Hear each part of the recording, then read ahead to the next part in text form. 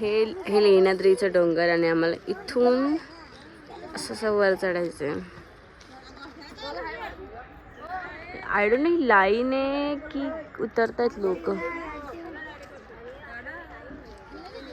आणि ही आमची मंडळी. चलो चलो. आम्ही इकडेच खाली हॉटेल घेतलं होतं आणि आता 2 मिनिटात आम्ही पोहोचलेलो आहोत डोंगराच्या खाली आणि आम्हाला डोंगर चढायचं आहे. मी लहान असताना इथे आली होती. I still remember.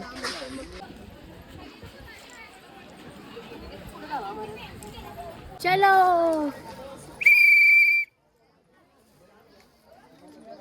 What is ticket one?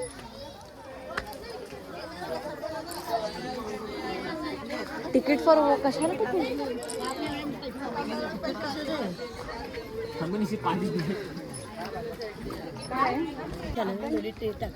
आपण जेव्हा आलेलो तेव्हा तिकीट होता ना? नव्हता तिकीट नव्हता तेव्हा.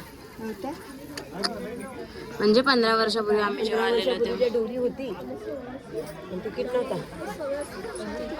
आणि आता तिकीट कंपल्सरी केलं पहिल्यांदा.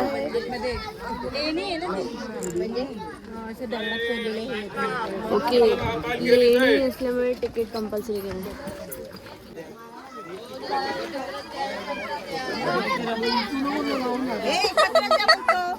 दादा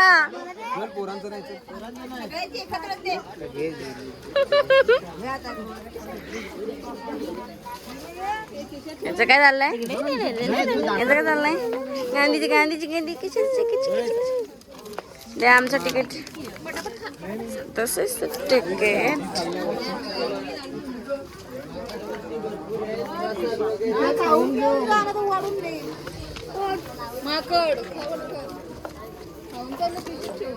तिकीट नका सांभाळू.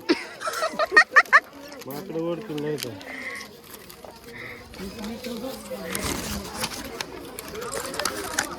आम्हाला एक डिस्क्लेमर आलेला आहे.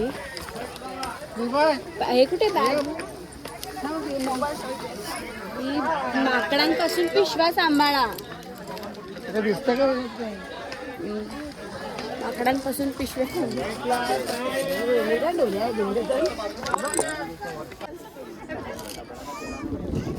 लाईन बघा, लाईन लाईन देखो गाइस, लाईन एवढी लाईन आहे.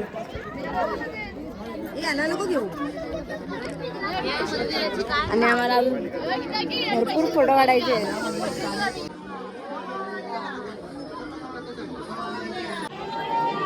फायनली 1 तास लाईन मध्ये उभे राहून आमचा नंबर आता लागलेला आहे. Let's go inside.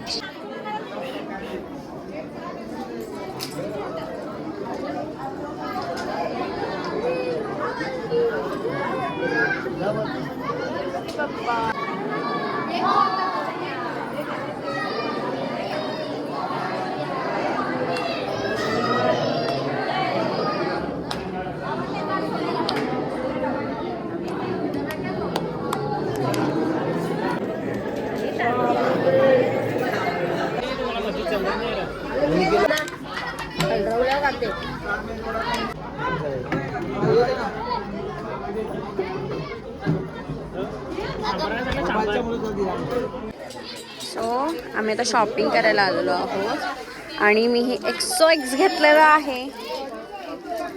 मला विचार आहे हे घ्यायचं.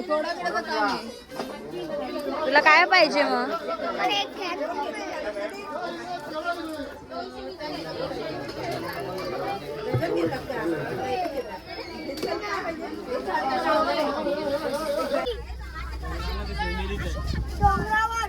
बाबू तो डोंगर नाही तो किल्लाच आहे.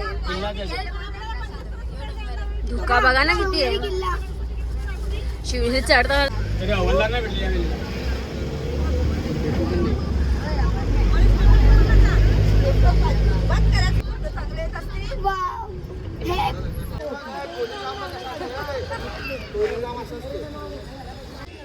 हा शेवटचा गणपती आहे आमचा.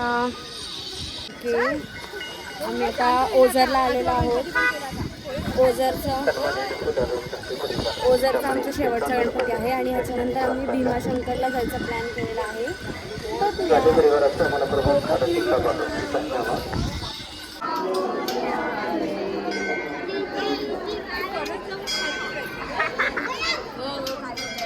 अष्टविनायकमधलं 8वं गणपतीचं दर्शन झाल्यानंतर आम्ही निघालो भीमाशंकर दर्शन घेण्यासाठी आणि तिकडनं आम्हाला 2 तास ड्राईव्ह होतं, 2-3 तास. तिकडे पोचल्यानंतर आम्हाला कळालं, म्हणजे आम्ही ऑलमोस्ट निघालो होतो, गाड्या वगैरे बुक केल्या होत्या. 2 गाड्यामध्ये आम्ही बसलो आणि नंतर कळालं भयंकर ट्रॅफिक आहे. 7-8 तास लाईनमध्ये उभं राहायला लागेल, कारण की ती न्यूज चालली आहे की भीमाशंकरचं मंदिर बंद करणार आहेत काही रिनोव्हेशनसाठी आणि त्या गोष्टींसाठी. म्हणून आम्ही रिस्क नाही घेतली, कारण की दुसऱ्या दिवशी सगळ्यांना जॉबवर जायचं होतं. म्हणून आम्ही ठरवलं की नेक्स्ट टाईम आपण परत कधीतरी एक दिवस पूर्ण प्लॅन करू आणि भीमाशंकरचं दर्शन घ्यायला येऊ. कारण की ज्योतिर्लिंगापैकी एक आहे आणि दर्शन झालं असतं तर खूप मस्त वाटलं असतं, अगदी शांतता वाटली असती मनाला, की माझं 3रं ज्योतिर्लिंगसुद्धा पूर्ण झालं असतं. पण कोई नाही, नेक्स्ट टाईम होईलच, लवकर होईल. आणि अशा पद्धतीने आमची ही अष्टविनायकची फॅमिली ट्रिप दर्शन मस्तपैकी झालेलं आहे.